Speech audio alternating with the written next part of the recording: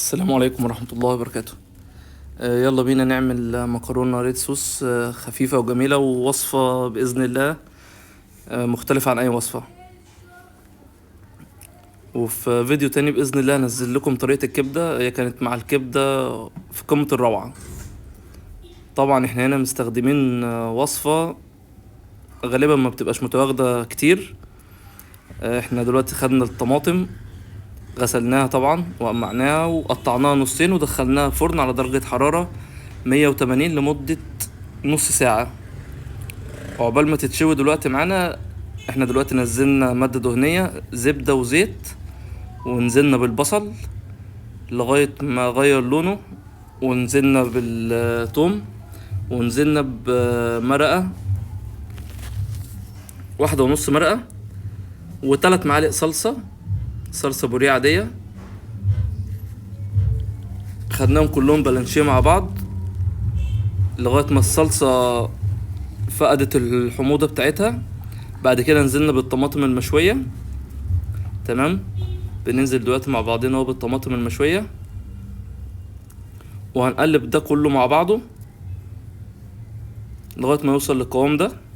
وبعدين بنزل بشوية مية سخنين مقدار كوبايتين حجم وسط، حجم عادي.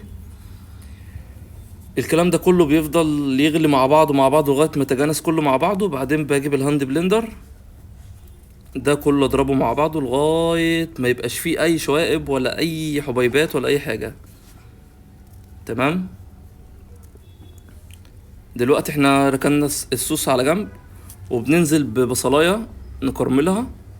واول ما تتكرمل وتغير لون، بنزل بمعلقة توم واحدة، وبعدد واحدة مرقة ماجي. تمام، دجاج. كل ده بيتقلب مع بعضه، وبدوب المرقة معاها، وبنزل بالصوص اللي احنا عملناه، الطماطم المشوية مع البصل مع ده كله، وبسيبهم يتجانسوا مع بعض. وبعدين بقى ببتدي ابهر زي ما حضراتكم شايفين دلوقتي. انا بقلب، بدخل كل المكونات مع بعضها تتجانس مع بعضها براحتها خالص.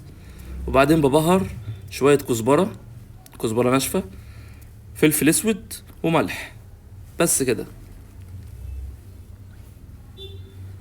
طبعا زي ما حضراتكم شايفين بدأ لونها يتغير اهو، وبدأت خلاص القوام بتاعها يبقى يتقل ويبقى جميل. انا عندي مكرونة سلقة وحطيتها على جنب.